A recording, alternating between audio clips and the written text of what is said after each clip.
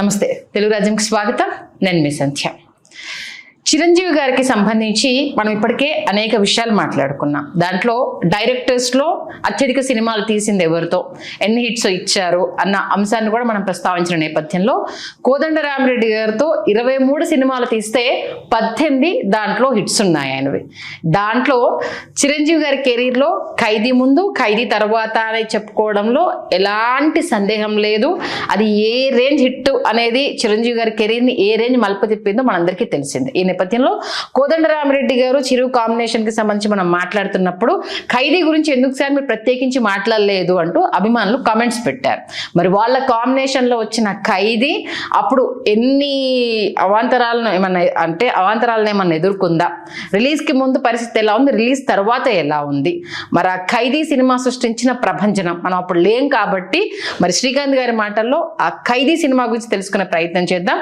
ఇదే అంశానికి సంబంధించి మనతో మాట్లాడడానికి యాజ్ యూజువల్ గా మన చరిత్రకారులు, సినీ రాజకీయ విశ్లేషకులు శ్రీకాంత్ గారు మనతో ఉన్నారు. ఆయన మాటల్లోనే. శ్రీకాంత్ గారు నమస్తే. నమస్కారం సంధ్య గారు. నిజంగా కామెంట్స్ లో అభిమానులు మీరు చెప్పే విశ్లేషణకైతే ఫిదా అయిపోతున్నారు. సీరియస్లీ అంటే ఎన్నో విషయాలు తెలియదు, ఒక శిఖరం గురించి ప్రతిరోజు ఒక కొత్త విషయాన్ని మాకు తెలియజేస్తున్నారు అనేసి చాలా చాలా హ్యాపీగా ఫీల్ అవుతున్నారు. మరి కోదండరామిరెడ్డి గారు అండ్ చిరు కాంబినేషన్ లో వచ్చిన ఖైదీ సినిమా గురించి చెప్పాలంటే ఫస్ట్ ఎక్కడి నుంచి స్టార్ట్ చేస్తారు? ఖైదీ గురించి ప్రత్యేకించి మనం మాట్లాడుకుందామని ఖైదీ గురించి ఆ విశ్లేషణలో నేను విశ్లేషించలే. ఖైదీయే ఒక చరిత్ర, ఖైదీయే ఒక ప్రభంజనం. ఎందుకంటే వాస్తవానికి ఖైదీ సినిమా అంటే ఈ మధ్య ఆదిశేషగిరిరావు గారు ఆయన ఇంటర్వ్యూ ఇస్తూ సూపర్ స్టార్ కృష్ణ గారి సోదరులు ఆ కథ కృష్ణ గారు చేయాల్సింది చిరంజీవి గారికి వెళ్ళింది అనేటటువంటి చెప్పారు. చెప్పిన తర్వాత నాకు గుర్తున్నంతలో పరుచూరి బ్రదర్స్ గారు, ఎవరైతే గోపాలకృష్ణ గారు, వెంకటేశ్వర గారు పెద్ద ఆయన ఉన్నారు, వాళ్ళు ఏంటంటే ఇది తిరుపతి రెడ్డి గారు వీళ్ళు చిరంజీవి గారు డేట్స్ తీసుకున్నారు. వీళ్ళు నెల్లూరు వాళ్ళు. తిరుపతి రెడ్డి గారు, ధనుంజయ రెడ్డి గారు వీళ్ళందరూ తిరుపతి వాళ్ళు. వీళ్ళు చిరంజీవి గారు డేట్లు కావాలి కోదండరామిరెడ్డి గారితో చేయాలని వీళ్ళు చెన్నైలో ఉంటారు. వీళ్ళు బిజినెస్ పీపుల్. వాళ్ళు వచ్చి తీసుకున్నారు డేట్స్ తీసుకుని వాళ్ళు ఏ కథతో వెళ్ళాలి అన్నది ఒక రేఖామాత్రంగా ఉంది. అది వెంకటేశ్వరరావు గారి దగ్గర కథ లేదు, రేఖామాత్రంగా ఉంది. ఇది ఎప్పుడో కృష్ణ గారితో ఇలా ఒక లైన్ ఉందండి, ఇట్లా అనుకుంటున్నాం అన్నప్పుడు అది కృష్ణ గారు అప్పుడున్న ఆయన హెక్టిక్లో ఆయన దీనిని సరిగ్గా వినిపించుకోకపోవడం ఏదో అయింది, అదంతే. అది అట్లాగే కృష్ణ గారితోనే నిజంగా చేయాల్సిన స్క్రిప్ట్ కలియుగ పాండవులు. ఓకే. కృష్ణ గారి డేట్లు లేక, ఎవరి డేట్లు లేక, అప్పుడు పరుచూరు గోపాలకృష్ణ గారు ఇంట్లో పిల్లాన్ని పెట్టుకుని, చంకలో పిల్లాన్ని పెట్టుకుని ఊరంతా వెతుకుతారేంటి, మీ అబ్బాయిని హీరోగా ఇంట్రొడ్యూస్ చేయాలని వెంకటేష్ గారిని తీసుకొచ్చారు. అట్లా వెంకటేష్ గారిని ఇంట్రొడ్యూస్ చేశారు. అది కరెక్ట్. ఇక్కడికి వచ్చేటప్పటికి ఇక్కడ క్రిస్టీ గెస్ట్ హౌస్, చెన్నైలో గెస్ట్ హౌస్ ఉండేదని. ఈ క్రిస్టీ గెస్ట్ హౌస్ లో వీళ్ళు పరుచూరు బ్రదర్స్ కూర్చుని ఉన్నారు. వియత్నాం వీడు సుందరం గారిని ఆయన కథ చెప్పాలి. ఓకే. తమిళ రైటర్. కానీ ఆయన రావటం లేదు, చెప్పటం లేదు. ఆయన ఏదో వచ్చారు, ఆయన ఏదో కూర్చున్నారు, ఆయన ఏదో అన్నారు, అది కుదరలేదు. అప్పుడు పరుచూరు బ్రదర్స్ కూర్చుని, వెంకటేశ్వర గారు కూర్చుని డేట్స్ వచ్చేసాయి. చిరంజీవి గారి డేట్ దగ్గరకు వచ్చేసాయి. ఒక రఫ్ ఆర్డర్ వేద్దాం. అసలు ఫస్ట్ రఫ్ ఆర్డర్ వేసి, రఫ్ ఆర్డర్లో నుంచి మనం సీన్స్ రాసుకుంటూ వెళ్దాం తర్వాత అని ఒక రఫ్ ఆర్డర్లో ఏదైతే అప్పుడు కృష్ణ గారికి ఇట్లా అనుకున్నామో, ఒక భూస్వామి, ఒక కామందు ఉన్నాడు, ఆ కామందు వచ్చేసి వీళ్ళ పొలాన్ని తీసుకున్నాడు, అదే పొలంలో వీళ్ళు కౌలు చేయాల్సి వచ్చింది, ఇట్లా అనుకున్న ఒక ఏదైతే ఉందో అది తీసుకుని దాన్ని ఆర్డర్ వేసుకోవటం జరిగింది. వేసుకుని మీకు అందుకే కృష్ణ గారిని పిలిచే క్లాప్ కృష్ణ గారికి ఇచ్చారు. క్లాప్ కృష్ణ గారు ఇచ్చారు ఆయన కోసము. Line and just line, full clap కొట్టారు. అందుకే ఫస్ట్ డే షూట్ కూడా నాకు గుర్తున్నంతలో మాధవి గారు వచ్చి చిరంజీవి గారిని సినిమాకి వెళ్దామని చెప్పి అడిగే సీన్, పార్క్ లో కాలేజీలో సీన్ అనమాట. చిరంజీవి గారు చదువుకుంటుంటే వచ్చి, అంటే అతనికి ఒక లక్ష్యం ఉంది, అతను చదువుకోవాలనుకుంటున్నాడు అనేసి ఈ అమ్మాయి పట్ల ప్రేమ చూపిస్తున్నాడు అంటే కాదు, ఆ అమ్మాయి చుట్టూ తిరుగుతుంది అనేటటువంటి ఒక సీన్ ఎస్టాబ్లిష్ చేసి ఆ షూట్ చేశారు. అయిపోయిన తర్వాత అప్పుడు ఫుల్ ప్లేటెడ్ స్క్రిప్ట్ మీద తర్వాత డేట్లు వచ్చేస్తున్నాయి, షెడ్యూల్ వెళ్ళిపోవాలనుకున్నప్పుడు కూర్చున్నప్పుడు ఏంటంటే ఫస్ట్ బ్లడ్ సినిమా అప్పుడు తెగ ఆడేస్తుందండి. సిల్వెస్టర్ స్టాలిన్ ఫస్ట్ బ్లడ్ మీకు అద్భుతంగా ఆడేస్తుంది. ఎవరు చూడు, ఏ ఊళ్ళో చూడు ఫస్ట్ బ్లడ్ రిలీజ్ అవుతుంది. ఎవరిది? Sylvester Stalin, Hollywood cinema first blood. అప్పట్లోనే హాలీవుడ్ సినిమా విలేజెస్ లో రిలీజ్ అయ్యాయా? బీసీలకు కూడా వచ్చేసేది. ఓకే, చూసేసి అప్పుడు సెకండ్ హాఫ్ ఏంటంటే ఫారెస్ట్ బ్యాక్ డ్రాప్ లో బ్లాక్ అండ్ బ్లాక్ చిరంజీవి గారి గెటప్, ఆ తలక రిబ్బన్ కట్టుకు అవన్నీ దాంట్లో నుంచి వచ్చాయి. ఓకే, వచ్చిన తర్వాత ఇవాళకి ఖైదీ సినిమాలో సూర్యం పాత్ర ఏంటంటే మీకు చిరంజీవి గారి సినిమా ప్రారంభమైన చాలా సేపటి వరకు చిరంజీవి గారికి డైలాగ్స్ ఉండవు. మీరు అబ్జర్వ్ చేస్తే cinema very beginning scene Ranganath garu వచ్చి ఎక్కడికి వెళ్ళాలంటే కోటిపల్లె కొండపల్లె, ఆ సీను కొండపల్లె అని చెప్పి కోటిపల్లి వైపు వెళ్తున్నావేంట్రా అంటే కత్తి తీస్తాడు. కత్తి ఈయనే చెక్ చేస్తే కత్తి ఉంటుంది.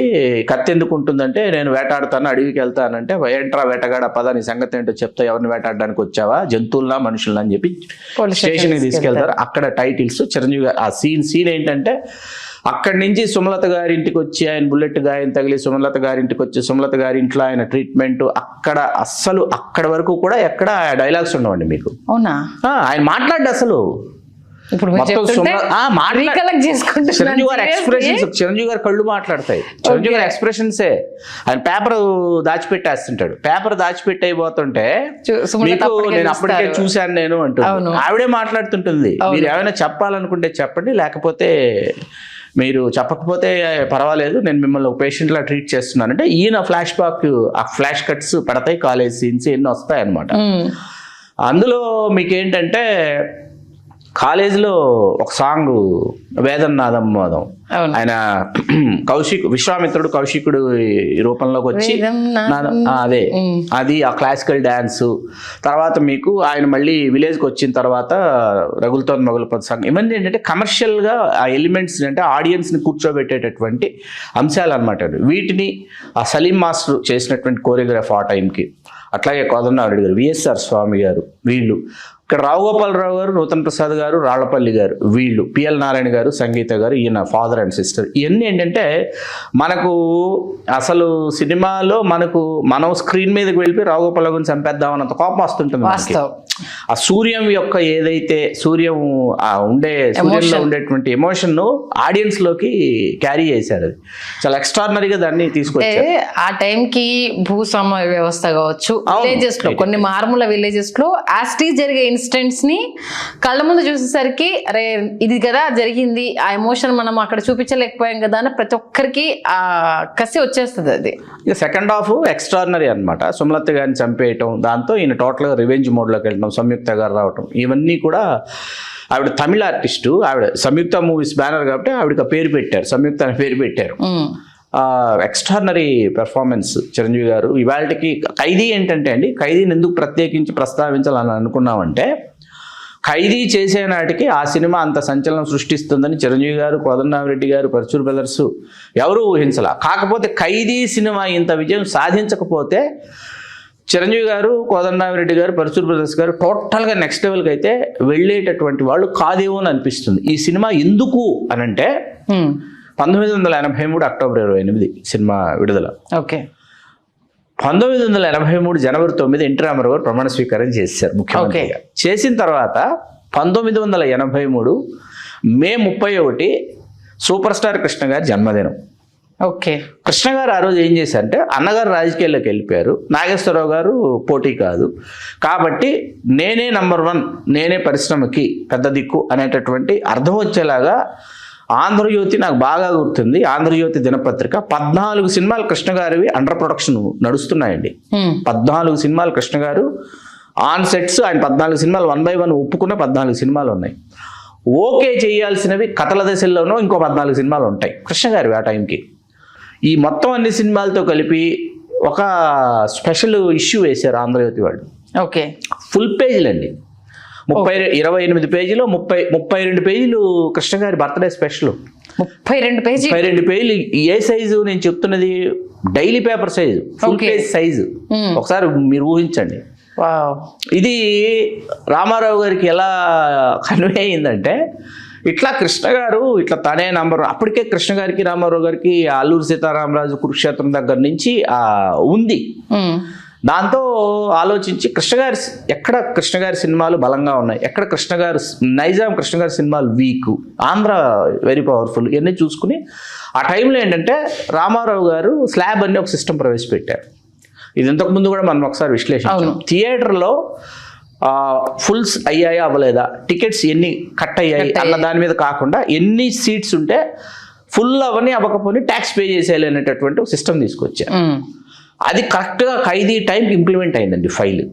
ఖైదీ టైంకి కరెక్ట్గా ఇంప్లిమెంట్ అయింది. అది ఆ జీవో పాస్ అయింది. అయిన తర్వాత ఖైదీ పరిస్థితి ఏంటంటే మీకు ఎక్కడో ఊళ్ళో 4 గంటలు ఒక థియేటర్లో ఆడుతోందండి, జనాలు కిక్కిరిసిపోయి వచ్చేస్తున్నారు. ఇంకో థియేటర్లో తీసుకొచ్చి మార్నింగ్ షో వేశారు, ఇంకో థియేటర్లో తీసుకొచ్చి ఒక నూన్ షో వేశారు, వేసినా కూడా సరిపోవట్లేదు. మళ్ళీ ఇంకో థియేటర్ 4 గంటలు, ఎక్కడ వేసినా మామూలు సి స్టేషన్లో వేసినా కూడా 50 రోజుల సినిమా, 4 ఆటలు 5 ఆటలు వాళ్ళ ఇష్టం అనమాట. ఇంక అసలు ఎలాగ అంటే ఖైదీ ఒక ప్రభంజనం. అది కరెక్ట్గా మా ఎగ్జామ్స్ టైం. అది నేను బాగా లేటు.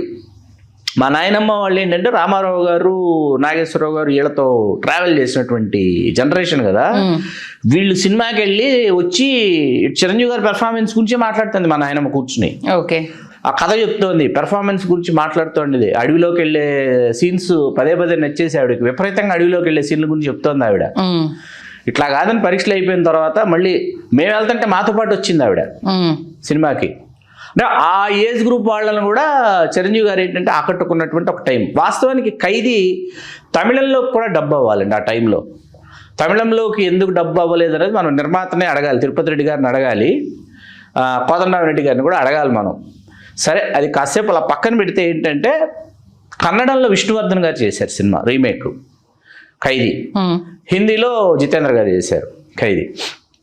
అట్లా మీకేంటంటే ఖైదీ సృష్టించినటువంటి ఆ ప్రభంజనం, ఖైదీ సృష్టించినటువంటి సంచలనం. అంటే ఖైదీకి ముందు ఖైదీకి తర్వాత, ఇప్పుడు ఎట్లాగైతే కొన్ని సినిమాలు శంకరాభరణానికి ముందు శంకరాభరణం తర్వాత అంటామో, 80స్కి వచ్చేటప్పటికి కమర్షియల్ సినిమాల్లో ఖైదీకి ముందు ఖైదీకి తర్వాత, సాంకేతికంగా అనేటప్పటికి శివకు ముందు శివకు తర్వాత, ఇట్లా మీకు స్పష్టమైన విభజన రేఖలు ఉన్నాయి తెలుగు సినిమా చరిత్రలో. వాటిని మనం ఖచ్చితంగా పారామీటర్స్ కింద తీసుకోవాలి.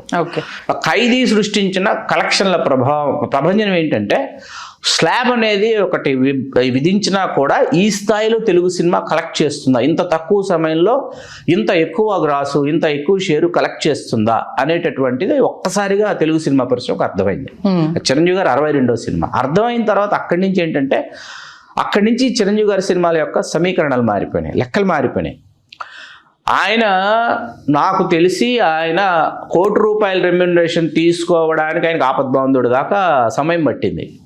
వాస్తవానికి ఆయన అప్పుడు తీసుకోవాలి ఖైదీ సమయానికి ₹1 అంటే ఆయన తీసేసుకోవచ్చు. దాన్ని బట్టి మీరు ఊహించుకోవచ్చు ఖైదీ ఎంత వసూళ్లు సాధించిందో.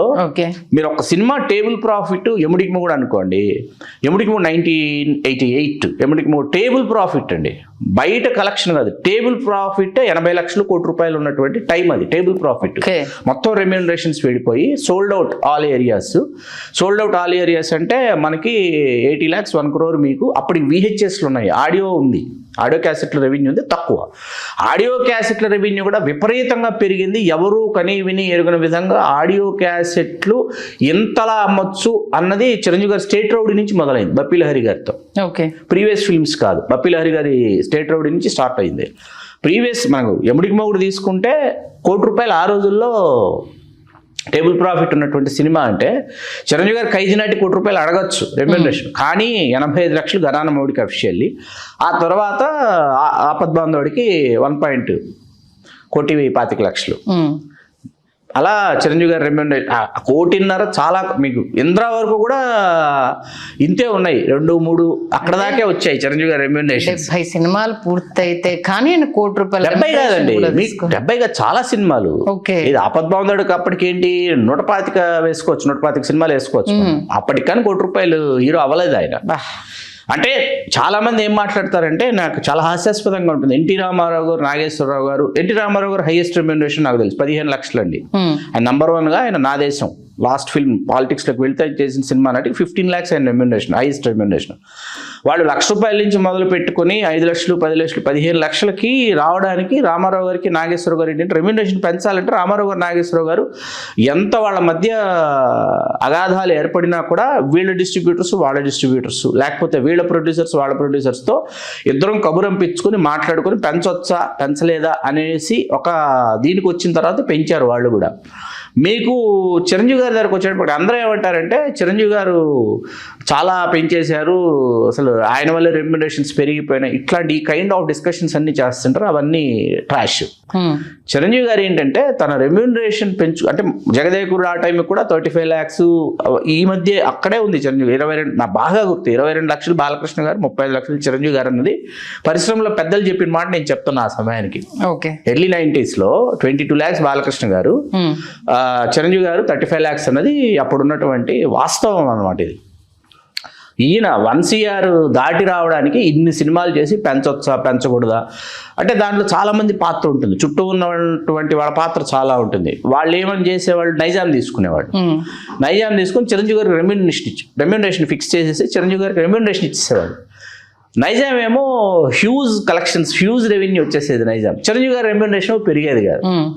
ఆయన ట్యాగూర్ దగ్గర నుంచి ఆయన తనకు తాను తన రెమ్యూనరేషన్ ఆయన ట్యాగూర్ దగ్గర నుంచి ఇదిగో అంటే డిస్ట్రిబ్యూటర్లు వచ్చి చెప్పి లేదు సార్ మీరు కొంచెం మీ రెమ్యూనరేషన్ పెంచుకోవచ్చు సార్ అన్న తర్వాత ఆయనకు అర్థమైన తర్వాత అప్పుడు అంటే వస్తోంది రెవెన్యూ, మీకు ఎక్స్పెక్ట్ చేయనటువంటి రెవెన్యూ. తెలుగు సినిమా ఆర్థికంగా పరిపుష్టి చెందింది, ఒక పరివర్తనం చెందింది ఒక దశ నుంచి ఇంకో దశకి వ్యాపారాత్మకంగా అంటే అందులో ఖచ్చితంగా చిరంజీవి గారి పాత్ర చాలా ఉంది. అట్లాగే చిరంజీవి గారి డిస్ట్రిబ్యూటర్స్ కొంతమంది మనం చాలాసార్లు వాళ్ళ గురించి గతంలో కూడా క్రాంతి ఫిలిమ్స్ వైజాగ్ అనేటప్పటికి అసలు ఒడిస్సా సపరేట్గా ఉంటుంది, శ్రీకాకుళం విజయనగరం వైజాగ్ ఇది మొత్తం కలిపి వైజాగ్ 3 జిల్లాలండి.